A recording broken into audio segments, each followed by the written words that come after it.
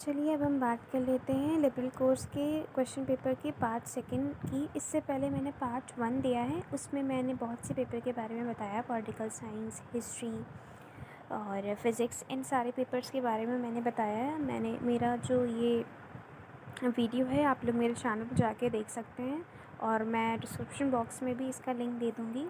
और अब ये पार्ट सेकंड है जिसमें कि जो बाकी के सब्जेक्ट है मैंने इसमें अपलोड किए हैं। तो मैथमेटिक्स की ये सब्जेक्ट है, जिन लोगों ने मैथ्स ली है उनके लिए है। 80 मार्क्स का क्वेश्चन है, पेपर है टोटल, और 10 क्वेश्चन आपको मिलेंगे। 5 क्वेश्चन आपको करने होंगे। ईच क्वेश्चन आपका जो है वो 16 मार्क्स का होगा।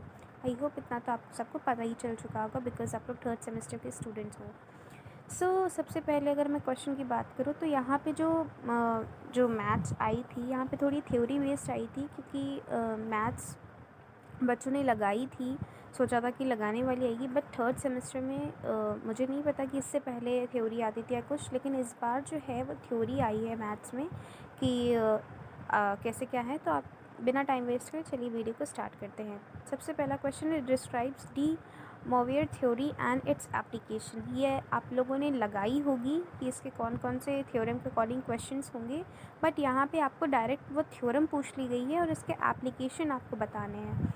तो आप इसको अच्छे से प्रिपेयर कर लीजिएगा, बिकॉज़ क्वेश्चन पेपर में क्या पूछ ले आपसे तो ये किसी को नहीं पता होता। तो आपको थ्योरी भी पढ़ के जानी है और आपको कैलकुलेशन भी करके जानी है। दोनों चीज़ें आपको प्रिपेयर करनी है अगर आपने मैथ्स ली है तो। सेकेंड क्वेश्चन की अगर मैं बात करूँ, what are the linear equation in 1 and 2 variable, differentiate the 2 with example, write the application of both types of linear equation. आपको यहाँ पे बताना है कि लीनियर इक्वेशन इन 2 और 1 वेरिएबल क्या होती है, फिर आपको डिफरेंशिएट भी करना है एग्जाम्पल के साथ में, और आपको एप्लीकेशन भी बताने हैं कि लीनियर इक्वेशन की 2 वेरिएबल के कौन कौन से एप्लीकेशन है और 1 वेरिएबल के लीनियर इक्वेशन के कौन कौन से एप्लीकेशन है। तो ये सारे क्वेश्चन में आप लोगों ने लगाने को देखे होंगे, आप लोग छोटे से लगाते आ रहे होंगे, बट यहाँ पे क्या है, 3rd सेमेस्टर में आप लोगों को थ्योरी मिलेगी, क्योंकि इस बार तो ये थ्योरी आई है, नेक्स्ट का मैं नहीं बता सकती, तो इसीलिए मैं आप लोगों दोनों तैयार करके जाइएगा, थ्योरी भी और क्वेश्चंस भी। 3rd क्वेश्चन की अगर मैं बात करूँ तो, define matrices, describe the special types of matrices with example. यहाँ पे आपको बतानी है कि मैट्रिसेस क्या होती है और आपको स्पेशल टाइप ऑफ मैट्रिसेस बतानी है एग्जांपल्स में के साथ साथ, क्योंकि आप लोगों ने 12th में पढ़ा होगा कि मैट्रिसेस क्या होती है। इसका पहला ही चैप्टर था मैट्रिसेस का।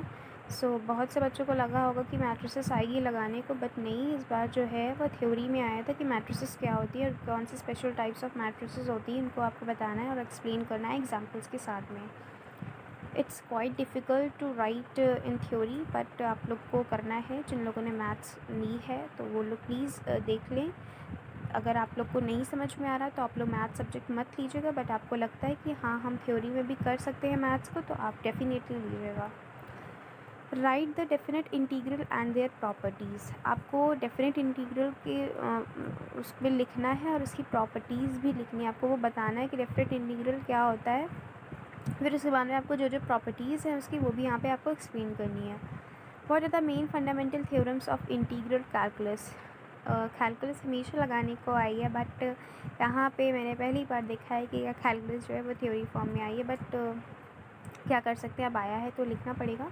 तो यहाँ पे आपको फंडामेंटल थ्योरम्स बतानी है इंटीग्रल कैलकुलस की, कि कौन कौन सी जो मेन थ्योरम्स हैं वो आपको यहाँ पे डिस्कस करनी है, आपको अच्छे से लिखनी है, और आपको एग्जांपल्स भी आप बता सकते हो। अगर मैं बात करूँ तो आप एनसीईआरटी की आप अच्छे से बुक देखिएगा, तो उसमें अच्छे से एक्सप्लेन किया गया हुआ है कि कौन कौन सी वो थ्योरम है, और आपको एग्जांपल्स के साथ में वहाँ पे एक्सप्लेन है। तो हम लोग ज़्यादातर वो चीज़ नहीं पढ़ते थे, ऊपर ऊपर पढ़ लेते थे, बट यहाँ पे आपको अगर आपने मैथ्स लिए तो उसको अच्छे से पढ़ना पड़ेगा। नेक्स्ट क्वेश्चन की अगर मैं बात करूँ, what are the properties of determinants of square matrix. आपको यहाँ पे डिटर्मिनेंट्स भी पढ़ना है, वहाँ पे आपको प्रॉपर्टीज़ के बारे में बताना है कि स्क्वायर मैट्रिसेस की कौन सी प्रॉपर्टीज़ होती हैं, यहाँ पे आपको बतानी है। What are the adjoint and inverse of a square matrix. आपको यहाँ पे बताना है कि एडजॉइंट मैट्रिक्स क्या होती है और inverse of a square matrix क्या होती है। How do you represent a line in 2D space. आपको यहाँ पे बताना है कि आपको आप कैसे रिप्रेजेंट करोगे एक लाइन को 2D स्पेस में। मेनली हम लोग 3D स्पेस में बता देते हैं, बट यहाँ पे आपको बताना है कि आप 2D स्पेस में आप कैसे लाइन को रिप्रेजेंट करोगे। So what are the products of vectors, describe vector product with example. यहाँ पे आपको बताना है कि प्रोडक्ट ऑफ वेक्टर्स क्या होते हैं, और यहाँ पे फिर उसके बाद में जब आप प्रोडक्ट ऑफ वेक्टर बता दोगे तो आपको वेक्टर प्रोडक्ट के बारे में और ज़्यादा डिस्क्राइब करना पड़ेगा, एग्जांपल्स के साथ में आपको अच्छे से बताना पड़ेगा। नेक्स्ट क्वेश्चन की अगर मैं बात करूँ तो what is the conic section and it's type, explain the application of conic section in detail. यहाँ पे आपको कोनिक सेक्शन के बारे में बताना है कि कोनिक सेक्शन क्या होता है, फिर उसके कौन कौन से टाइप होते हैं कोनिक सेक्शन के। बहुत ही इंपॉर्टेंट चैप्टर माना जाता था मैथ्स में हमारे लिए कोनिक सेक्शन का, बट यहाँ पे आपको थ्योरी उसमें पूछा गया है तो आप उसमें बताओ कि कोनिक सेक्शन क्या होता है, इसके कौन कौन से टाइप होते हैं, और आपको एप्लीकेशन भी अच्छे से यहाँ पे कोनिक सेक्शन की डिटेल में बतानी है, क्योंकि आपको 16 मार्क्स का क्वेश्चन है तो आप एक पेज में आप इसको नहीं बता सकते, आपको मैक्स टू मैक्स आपको 4 पेज में अच्छे से आपको डिस्क्राइब करके बताना पड़ेगा कि क्या होता है, कैसे क्या होता है। क्योंकि अगर आपने मैथ्स लिए तो जाहिर सी बात है आपने लगाने के पर्पज़ से ली होगी, बट यहाँ पे थ्योरी के फॉर्म में भी आपसे पूछ लिया जाता है तो आपको दोनों तरीके से प्रिपेयर होना चाहिए, क्योंकि आपको 16 मार्क्स का क्वेश्चन अटैम्प्ट करना है तो आप एक पेज का नहीं लिख सकते हो आंसर। तो आप अपना प्लीज़ माइंड मेकअप करके चलिएगा कि मुझे ज़्यादा से ज़्यादा कैसे अच्छे से मैं और एलाबरेट करके लिख सकूँ। नेक्स्ट पेपर की अगर मैं बात करूँ तो जिन बच्चों ने ज्योग्राफ़ी ली है तो ये ज्योग्राफ़ी का पेपर है उन बच्चों के लिए। यहाँ पे जो है वो 80 मार्क्स का पूरा टोटल होगा, और 16 मार्क्स आपका ईच क्वेश्चन होगा। 5 क्वेश्चन आपको अटेंड करने होंगे। इलेक्ट्रॉनिक यूनिवर्सिटी का पेपर है, और भी अदर यूनिवर्सिटीज़ में आप लोगों ने अगर ये क्वेश्चन सब्जेक्ट चूज़ करें तो आप लोगों के लिए भी ये हेल्पफुल रहेगी। तो सबसे पहले अगर हम बात करें क्वेश्चन नंबर 1 की, तो what do you mean by geography, how is it related with other branches of social science. मैं अगर बताऊं कि यहाँ पे आपको पूछा गया है कि ज्योग्राफी क्या होती है और इसके कौन कौन से ब्रांचेस हैं सोशल साइंस के साथ में, जैसे कि ज्योग्राफी का क्या रिलेशन है सोशल साइंस की उससे, तो आप ये इस पर बताओगे। फिर उसके बाद में सेकंड क्वेश्चन आपको बताना है, आपसे पूछा जा रहा है कि discuss various branches of geography and their role in human life.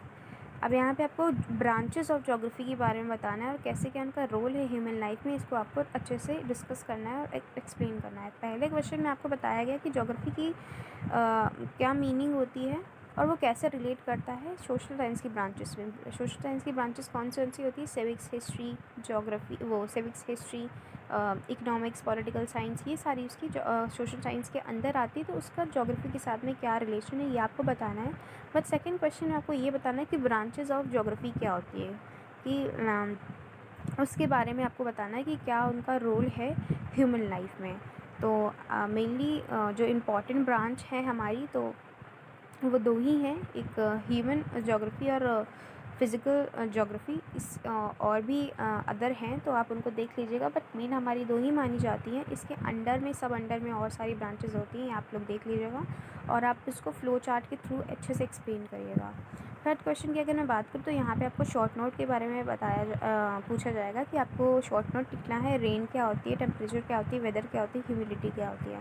तो आप लोग शॉर्ट नोट तभी अटेम्प्ट करिएगा ये वाला क्वेश्चन जब आपको सारे शॉर्ट नोट आते हैं, क्योंकि आपका 16 मार्क्स का क्वेश्चन होगा तो आपको एक शॉर्ट नोट को 2 पेज देने ही देने हैं, और आपको अगर 4 है तो आप आपको 6 पेज मैक्स टू मैक्स लिखने ही हैं। तभी आप ये शॉर्ट नोट अटेम्प्ट करिएगा जब आपको ये पूरे ही पॉइंट्स आपको आते हों। फिर नेक्स्ट क्वेश्चन की अगर बात करो, discuss the reason for social and cultural diversity in India from geographical perspective. यहाँ पे आपको डिस्कस करना है रीजंस के बारे में जो कि सोशल और कल्चरल डाइवर्सिटी है हमारे इंडिया में। जोग्राफिकल पर्सपेक्टिव से आपको यहाँ पे इसको एक्सप्लेन करना है कि कैसे क्या होता है। तो आप के लिए अगर जिन बच्चों ने इस क्वेश्चन को अच्छे से पढ़ा होगा तो वो अच्छे से एक्सप्लेन कर पाएंगे। देन नेक्स्ट क्वेश्चन की अगर बात करूँ तो what do you understand by solar system, explain the position of earth in it. यहाँ पे बहुत ही आसान क्वेश्चन आपको मिल जाता है कि सोलर सिस्टम क्या होता है, आप क्या समझते हो सोलर सिस्टम के बारे में, आप और कौन कौन से 8 प्लैनेट्स होते हैं यहाँ पे आप बता सकते हो। फिर आपको सेकंड क्वेश्चन इसमें अटैच है दूसरा कि आपको पोजीशन बतानी है कि हमारी अर्थ जो है वो कहाँ पे बिलोंग करती है, कहाँ पे एग्जिस्ट करती है, आपको बतानी है उसकी क्या पोजीशन है हमारे सोलर सिस्टम के अंदर में, वो कौन से प्लैनेट पे कौन से नंबर पे आती है, सारी चीज़ें आपको यहाँ पे पे डिस्कस करनी पड़ेंगी। तो ये बहुत ही ईजी क्वेश्चन है, तो आप अच्छे से इसको प्रिपेयर करके जाइएगा ताकि आपको एग्ज़ाम में कोई दिक्कत ना हो। नेक्स्ट क्वेश्चन की अगर मैं बात करूँ, how geographical diversity and climate of India affect rain pattern explain. यहाँ पे आपको पूछा गया है कि जोग्राफिकल डाइवर्सिटी और जो क्लाइमेट ऑफ इंडिया है कैसे अफेक्ट करती है रेन पैटर्न को, आपको यहाँ पे पूरा एक्सप्लेन करना है। तो इसके बहुत सारे फैक्टर्स होते हैं, बहुत सारे टर्म्स होते हैं, तो आप ये अगर आपने पढ़े होंगे तो आपको अच्छे से क्वेश्चन आ जाएगा। 7th क्वेश्चन की अगर मैं बात करूँ, discuss challenge of water conservation in 21st century and explain the role of rain water harvesting in water conservation.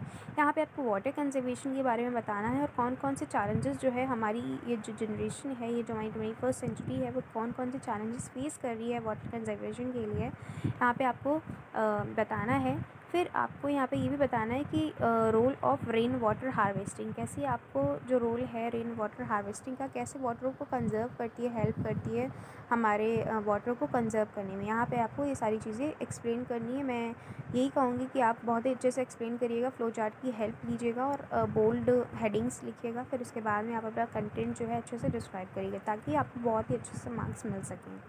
8th question फिर अगेन आ जाता है हमारा, शॉर्ट नोट पूछ लिया जाता है, क्लाउड फॉर्मेशन क्या होता है और विंड्स क्या होती हैं। तो आपको 3 पेज का एक शॉर्ट नोट यहाँ पे आप डिवाइड कर सकते हो। क्लाउड फॉर्मेशन के बाद में आप 3 पेज लिख सकते हो, या तो आप मैक्स टू मिनिमम 2 पेज लिख सकते हो, मैक्स टू मैक्स आप 3 पेज लिख सकते हो। फिर विंड को आप सेम आई 2 पेज कर सकते हो या 3 पेज कर सकते हो। तो आपका टोटल या तो ये 4-5 पेज में जाएगा या तो 6 पेज में जाएगा। शॉर्ट नोट आप तभी करिएगा जब आपको दोनों आते हों। नेक्स्ट क्वेश्चन की अगर मैं बात करूँ, what do you understand by latitude and longitude, what they affect human life. यहाँ पे आपको लैटिट्यूड और लॉन्गिट्यूड के बारे में बताना है कि वो क्या होते हैं, आप इससे क्या समझते हो। फिर आपको ये भी बताना है कि कैसे वो ह्यूमन लाइफ को हमारे अफेक्ट करते हैं, है ना। कि आधे पोर्शन में हमारे ठंडी और 6 महीने हमारे ठंडी होती है, 6 महीने हमारे गर्मी होती है। जो साउथ का एरिया होता है वहाँ पे बहुत ज़्यादा गर्मी होती है। तो ये सारी जो चीज़ें हैं वो कहीं ना कहीं अफेक्ट करती हैं हमारे किससे, लैटिट्यूड और लॉन्गिट्यूड से। तो ये कैसे हमारे ह्यूमन लाइफ में अफेक्ट कर रही हैं, तो ये आपको अच्छे से एक्सप्लेन करना है। बहुत सारे पॉइंट्स यहाँ पे बताए गए हैं, तो जिन बच्चों ने पढ़ा होगा उनके लिए बहुत ही आसान होगा ये बताना। फिर यहाँ पे 10th क्वेश्चन आपको पूछा जाता है, discuss the physical division of India in detail. यहाँ पे आपको फिजिकल डिवीजन ऑफ इंडिया बताना है, इसका साइज़, लोकेशन और भी बाकी सारी जो चीज़ें हैं वो अच्छे से यहाँ पर आपको एक्सप्लेन करना है डिटेल में, क्योंकि ये 16 मार्क्स का क्वेश्चन है। तो आप इसमें सारी चीज़ें कवर करिएगा और फ्लो चार्ट ज़रूर बनाइएगा। नेक्स्ट पेपर की अगर मैं बात करूँ तो इंग्लिश का पेपर है ये। जिन बच्चों ने इंग्लिश ली होगी तो इनके लिए मैं बता दूँ, यहाँ पे जो है सबसे पहला क्वेश्चन जो है वो हमारा, discuss common error in English, give suggestion to remove these errors. ये यहाँ पे जो इंग्लिश का क्वेश्चन पेपर आया था बहुत ही घुमा के आया था कह सकते हैं, क्योंकि एक्सपेक्ट नहीं किया गया था कि ऐसा क्वेश्चन पेपर आएगा, बट ठीक था, इतना ज़्यादा टफ भी नहीं था। जिन बच्चों ने अच्छे से पढ़ा होगा उनके लिए बहुत ही आसानी नहीं होगी। तो सबसे पहला क्वेश्चन में ये पूछा जा रहा है आपको कि कॉमन एरर्स क्या होते हैं इंग्लिश में, कैसे क्या इन एरर्स को हम लोग हटा सकते हैं, इनके बारे में आप सजेशंस भी दीजिए। 16 मार्क्स का एक क्वेश्चन आपका होगा और आपको 5 क्वेश्चन अटैम्प्ट करने होंगे, तो आप वही क्वेश्चन चूज़ करिएगा जो आपको आते हों। सेकंड क्वेश्चन की अगर मैं बात करूँ, vocabulary building is the most important step in language acquisition, discuss how can a teacher build active vocabulary in students. यहाँ पे ये बताया गया कि वोकैबुलरी जो है वो कैसे एक इंपॉर्टेंट स्टेप है लैंग्वेज एक्विजिशन का, कैसे हम लोग जब बोलते हैं तो हमारी वोकैबुलरी जो है वो कैसे इंपॉर्टेंट है हमारी लैंग्वेज में, इसको बारे में आपको डिस्कस करना और बताना है। और ये भी बताना है कि कैसे एक टीचर जो है वो अच्छी एक वोकैबुलरी को डेवलप कर सकता है, बिल्ड कर सकता है स्टूडेंट्स के अंदर में। तो इसके आप बता सकते हो कि by reading books, by reading dictionaries, by reading newspaper, हम अच्छे इसी सारे मेथड से हम स्टूडेंट के अंदर एक अच्छी वोकैबुलरी डेवलप कर सकते हैं या एक्टिव कर सकते हैं। फिर उसके बाद में यहाँ पे थर्ड क्वेश्चन पूछा गया, right short note on the following. आपको शॉर्ट नोट यहाँ पे बताना है पार्ट्स ऑफ स्पीच और यूज़ ऑफ डिक्शनरी। तो पार्ट्स ऑफ स्पीच में हमारा नाउन, प्रोनाउन, एडजेक्टिव, कंजक्शन, ये सारे जो है इंक्लूड होता है। 8 टाइप्स के हमारे पार्ट्स ऑफ स्पीच होते हैं और आपको यहाँ पे पूरे उनको एक्सप्लेन करना होगा। फिर आपको सेकंड जो है शॉर्ट नोट यहाँ पे बताना होगा, यूज़ ऑफ डिक्शनरी, कैसे क्या यूज़ होता है डिक्शनरी का, कैसे क्या हेल्प करती है हमारी लाइफ में, ये बताना होगा आपको। फिर उसके बाद में फोर्थ क्वेश्चन की अगर मैं बात करूँ तो what is the difference between a letter and an application, write and a leave application to your college principal. यहाँ पे आपको बताना है कि लेटर क्या होता है, एप्लीकेशन क्या होता है। फिर आपको डिफरेंस भी बताना है कि लेटर और एप्लीकेशन में क्या डिफरेंस होता है।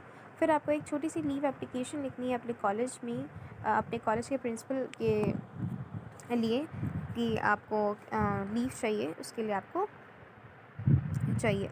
ये सारे जो मैं क्वेश्चन आपको बता रही हूँ उसके मैं आपको आंसर्स भी बता दूँगी। अगर आप मुझे कमेंट सेक्शन में बताओगे कमेंट करके कि प्लीज़ आप मुझे इस क्वेश्चन का आंसर बता दो, तो मैं डेफ़िनेटली आपको इन सारे क्वेश्चन का आंसर ज़रूर बताऊँगी, बट अगर आप कहोगे तो।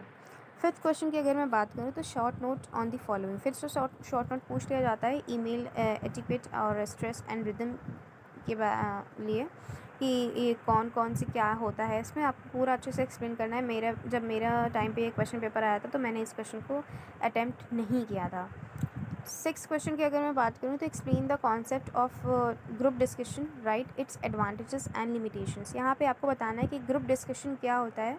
ऑब्वियस सी बात है कि जब 4-5 लोग मिल के एक किसी पर्टिकुलर टॉपिक पे डिस्कस करते हैं तो उसको ग्रुप डिस्कशन बोलते हैं। तो उसके क्या फ़ायदे होते हैं और क्या नुकसान होते हैं, यहाँ पे आपको वो भी अच्छे से एक्सप्लेन करना पड़ेगा। फिर अगर मैं नेक्स्ट क्वेश्चन की बात करूँ तो what is meant by language, what are the characteristics of human language. आपको ये बताना है कि आप लैंग्वेज से क्या समझते हो और इसको आपको अच्छे से एक्सप्लेन करना होगा, और उसके क्या कैरेक्टरिस्टिक्स हैं ह्यूमन लैंग्वेज के, ये भी आपको यहाँ पे बताना होगा। कहाँ से आई है, कैसे क्या, ये सारा चीज़ आप यहाँ पे एक्सप्लेन कर देना। Linguistic is often called the science of language. यहाँ पे आपको बताना है कि एक बोलते हैं व्यंग करा गया है या एक सेंटेंस बोला गया है कि linguistic is called the science of language. ये आपको बताना है कि लिंग्विस्टिक को साइंस ऑफ लैंग्वेज क्यों कहा गया है, किस लिए हम कहते हैं, यहाँ पे आपको डिस्कस करना है।